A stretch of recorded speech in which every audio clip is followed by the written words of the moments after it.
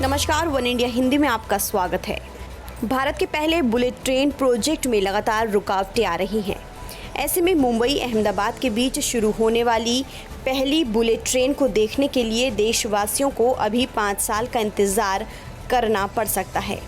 दरअसल bullet train project की लागत भारत में काफ़ी ज़्यादा आ रही है। इसके अलावा जापानी कंपनियां भी अब इसमें कम ही रुचि ले रही हैं। ना ही प्रोजेक्ट के लिए बोली लगाने वाली कंपनियां ही ठीक दाम फिक्स कर रही हैं, जिसके चलते टेंडर लगातार रद्द हो रहे हैं। रेलवे ने अब इन समस्याओं के मद्देनज़र ही उम्मीद जताई है कि प्रोजेक्ट अक्टूबर 2028 तक पूरा हो पाएगा, जबकि पहले इसके ख़त्म होने की समय सीमा दिसंबर 2023 रखी गई थी। अंग्रेज़ी अखबार इंडियन एक्सप्रेस ने सूत्रों के हवाले से दावा किया है कि इस प्रोजेक्ट में कई तरह की दिक्कतें आ रही हैं। इस प्रोजेक्ट में 21 किलोमीटर की लाइन ज़मीन के अंदर बिछाई जानी है, जिसमें मुंबई के पास समुद्र के भीतर 7 किलोमीटर की लंबी सुरंग भी शामिल है।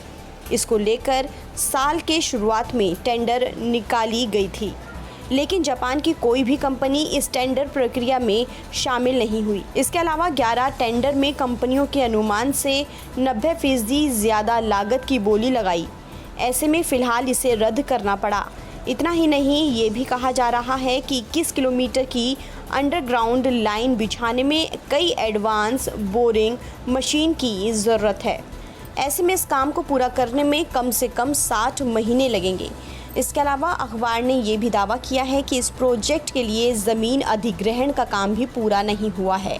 महाराष्ट्र में इसके लिए 430 हेक्टेयर ज़मीन की ज़रूरत है, लेकिन अब तक सिर्फ 100 हेक्टेयर ज़मीन ही सरकार को मिल सकी है।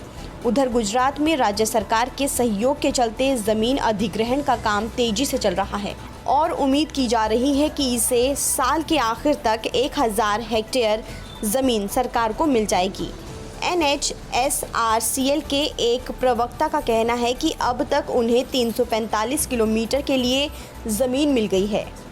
बता दें कि ये पूरी लाइन 508 किलोमीटर लंबी है। फिलहाल इस खबर में इतना ही। देश और दुनिया की तमाम खबरों के लिए आप बने रहिए वन इंडिया हिंदी के साथ।